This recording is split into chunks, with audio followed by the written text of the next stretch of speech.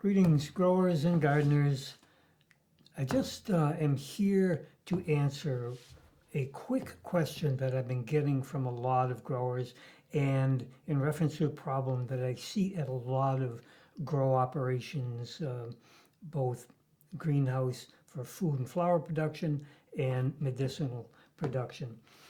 And that's, can they use water that's being run through a conventional water softener?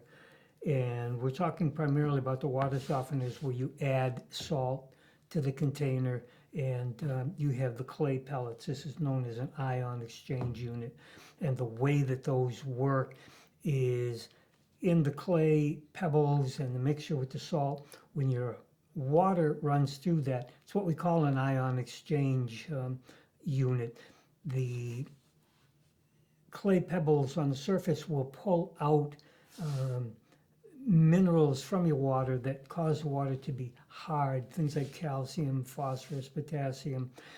But in doing so, it has to replace them with something else. It has to take, but to give. And the give that it puts back into the water are sodium and chloride ions. And we've spent a lot of time with water chemistry. One of the problems is that the increased levels of sodium and chloride can basically wreak havoc on your plants. I'll read you a quick little quote from the research team at Premier that makes the ProMix line, which is one of the most widely used lines in the commercial world. And to quote them, sodium competes with potassium, calcium, magnesium, and ammonium for uptake by the plants. Chloride can compete with nitrate, phosphate, and sulfate uptake. So what happens is the sodium and the chloride are more easily taken up by the plant, and the plant then will not be able to take up sufficient amounts of the mineral salts mentioned, the potassium, the phosphorus and nitrates, which will cause a lot of disruption in the metabolic processes within the plant and can actually lead to death of the plant if the salts build up in the plant. So how do we know if you are building up salts through high sodium content in your sodium chloride content in your water?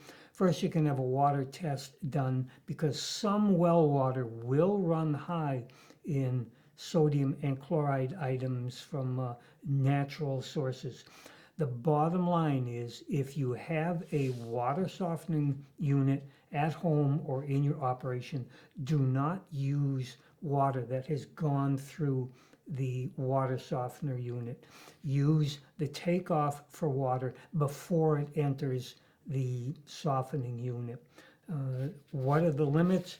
Here's another quote from the research team at Premier. Test the water. Problems can occur if sodium and chloride levels in water exceed 50 and 70 parts per million respectively. So that's 50 parts per million sodium, 70 parts per million chloride. I'm putting up an example of a couple of water tests that we've done from operations or homes that have gone through water softeners, and you can see the high levels of sodium and chloride, which were causing dramatic problems with your plants. You can occasionally use your water softener unit, very rarely in the garden. If you have to use it once or twice on a house plant, okay, but do not use it regularly to water your plants, especially if those plants are in containers. So once again, you need to know what your plants need to grow.